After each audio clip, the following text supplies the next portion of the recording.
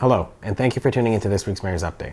As always, we have a lot of important information to share with you, so please feel free to share this video with your friends, family, relatives, and anyone else you think might find this information helpful over the course of the coming week. We want to remind individuals that the Senior Center Health Fair, the annual event that takes place over at the Waterford Street Community Center, is going to take place this coming Wednesday, October 4th, from 10 a.m. to 4 p.m. Now, the site is an active construction site, so there are certain portions of the building that are not able to be traveled down. However, those will be closed off for the event, and the event is being contained to the gymnasium and the immediately surrounding hallways of the gym at Waterford Street School.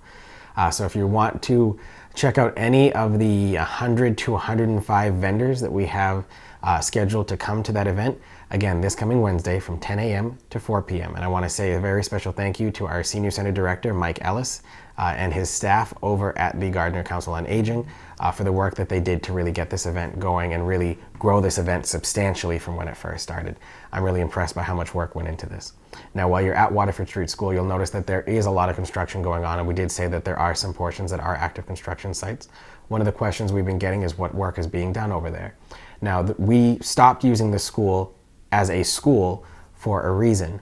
There were some issues with, places in the roof that needed to be patched, putting in new mini split options to save on heating and cooling off costs, different construction in terms of plumbing that needed to be done, in terms of removing lockers, painting, things like that. The building is an old building built in the 1960s. It had its wear and tear as a school, and again, we had to stop using it as a school for a reason, and that's why we have our brand new elementary school. So we're investing what we can now into the building so that we can have this building for a long time. We don't want another situation like what happened with the Greenwood Pool, where no maintenance or upkeep was put into the building to the point where now the roof is barely hanging on by a thread and the building is going to be coming down before the end of the year. So the money that we're putting into this building right now is bringing it up to the right standard so that when we do rent it out to the nonprofits to make it our new community center, it's a building that will last for the use that we have for it.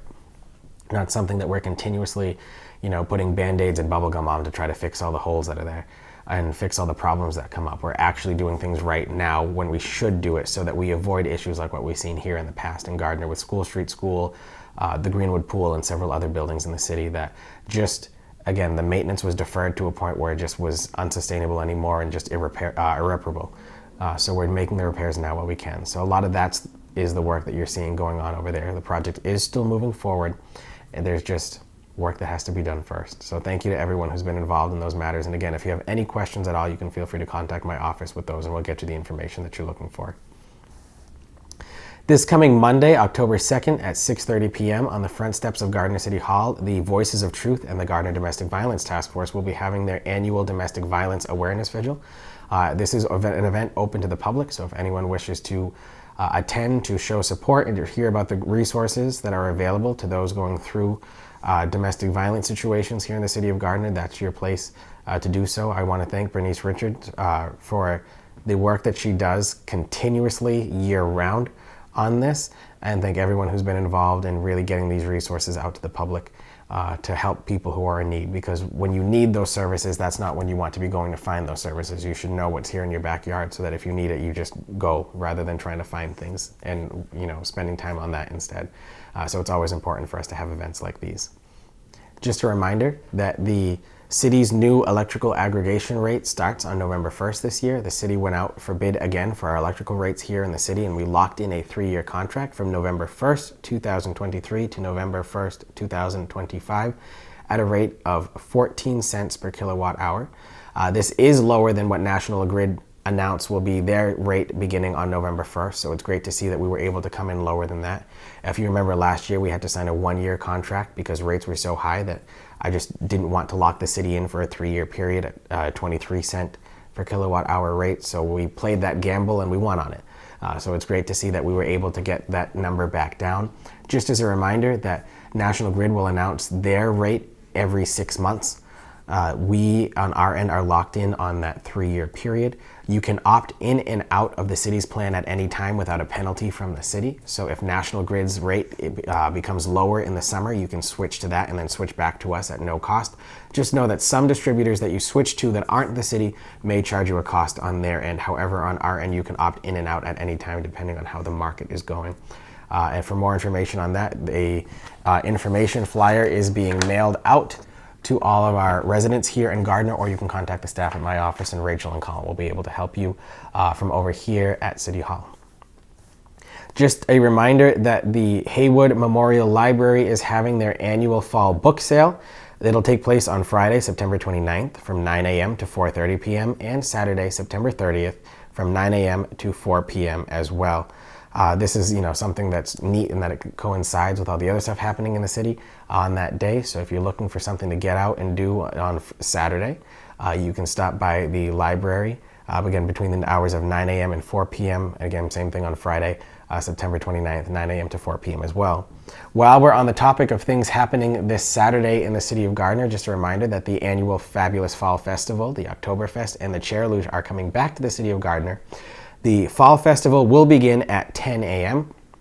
over in the Main Street, Pleasant Street, Parker Street area of downtown. The tapping of the keg, officially opening Oktoberfest, will begin at 11:30 a.m. over in front of the Gardner Ale House.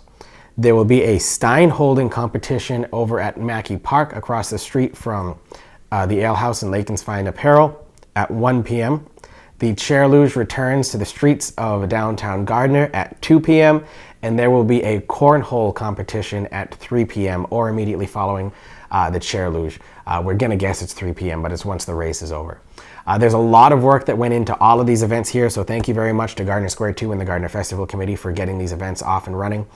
Just as a reminder, there are 2 separate music stages this year for the events, one at Mackey Park and one further up closer to the Fall Festival, as the events are starting to merge and become one cohesive unit rather than 2 separate events taking place on the same day. Again, thank you to everyone who's been involved in organizing those. I hope to see as many of you there as we can. The Gardner Police Department has a new piece of equipment that they tried out during the parade, and it seemed to work great. We have a new drone. We got a drone for the police department about 5 years ago, but it was a refurbished drone with some old attachments to it. Really, it was just able to do live shots in the air. This new drone that we've been able to purchase has an infrared camera feature, a searchlight feature, a speaker system that if they're actually looking for someone and they're miles away, they can actually speak to that person through the drone, through the speaker system and microphone system that's there. So I want to thank Chief McAveen, Deputy Chief Maroney, and all of our officers at the Gardner Police Department for their continued investment in the services that they're able to provide for us here in Gardner.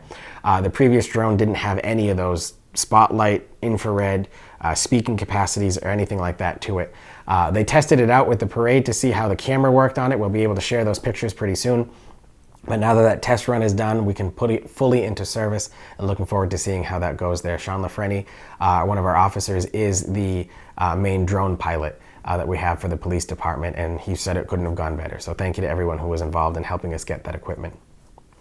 The following stroll, or the downtown trick or treat for those preschool aged and under, is going to take place on Friday, October 27th from 10 a.m. to 12 p.m. here in downtown Gardner and in all of the offices of Gardner City Hall. If you are interested in participating in that event, please mark it down on your calendars. Again, for anyone preschool aged and under, Friday, October 27th from 10 a.m. to 12 p.m. Regular trick or treat for our older children in Gardner will take place on Halloween Day itself, October 31st from 5 p.m. to 7 p.m. Just a reminder that the city's preliminary election will take place on October 10th. We have our polling locations with Ward 1 voting at the Lodge of Elks on Park Street, Ward 2 at the Levi Haywood Memorial Library on West Line Street, Ward 3 here at Gardner City Hall, 95 Pleasant Street in Perry Auditorium, and you want to use the Knowlton Street parking lot entrance to go into the voting booths. Do not enter on Connor Street across the street from the Banal House and the fire station, as those doors will not be opened, as we have to have a controlled entrance to our polling locations. You must enter on the Knowlton Street parking lot side. Ward 4 at the Gardner Police Department, 200 Main Street, and Ward 5 at the Polish American Citizens Club located on Kendall Pond Road West.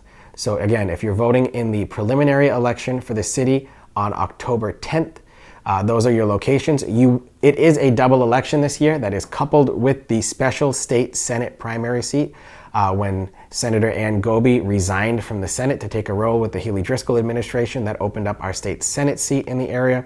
And we have a special primary election to narrow down the two parties candidates that will go on to the special general election ballot on that one. Both the city general election and the special state Senate general election will take place on Tuesday, November 7th. Also appearing on the Tuesday, November 7th ballot will be the ballot question regarding updates and amendments to the city charter.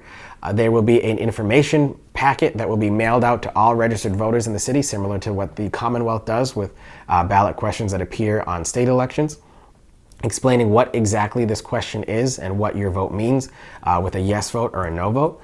A yes vote would request that the city council send those changes to the state legislature so that the House, the Senate, and the governor can consider those. A no vote would ask that they do not send that and just simply keep everything the same. Again, more information on that has been mailed out to all registered voters in the city, and there's a page on the city's website under the Transparency tab under City Hall with information all about that ballot question. Free cash has officially been certified by the Commonwealth. For those of you who may not be familiar with what the term free cash stands for, it's revenue that came in over budget or expenses that came in under budget, all piled together at the end of the year. The Massachusetts Department of Revenue looks at our balance sheet at the end of the year and says, basically, this is our surplus that we took in because revenues were higher or expenses were lower, and we can use that money for different one-time projects throughout the city. We hit our average amount that we have at $2.5 million that can be used towards different things here in Gardner. The City Council will be considering a couple of proposals that I put forward, and all of those are actually, well, for the most part, all of those are in line with our financial policies that we have in place that we've worked out with our city's outside auditing firm. That's putting money into our stabilization account. That's the city's savings account that we can use as almost like a rainy day fund, that if something comes up that we don't expect, we have money in there if we need to pull from it for different emergencies or expenditures that arise that we don't expect. Our OPEB, other post-employment benefits trust funds, that's something we need to do for our bond rating in the city. And again, a city's bond rating is similar to a city's credit score that we have to watch because that affects our interest rate on loans that the city takes out. I'm requesting that $257,000, 10% of our certified free cash amount, be put towards road paving and paving more roads here in Gardner for the upcoming year. The landfill closure account, that's the solid waste landfill that's located behind the transfer station on West Street.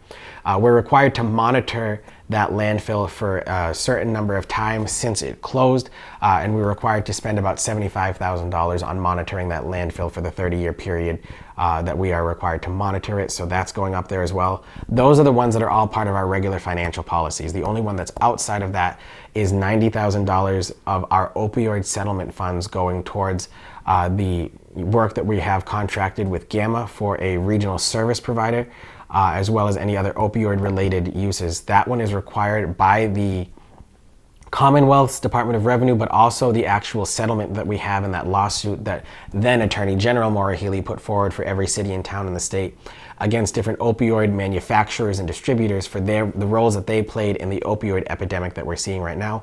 Those funds are severely restricted as to what we can and cannot spend money on, and we have been directed, as is every community in Massachusetts has been directed, that if any of that funding that was received after budgets were passed in the last fiscal year fell to free cash, then it has to be reappropriated for those specific uses now. So that is that $90,000 that is coming in right now. It's what came in after the budget was passed last year that we now have to put so that we can spend those for those uses that are approved for these funds, and that's anything that's used to combat the opioid epidemic in our area.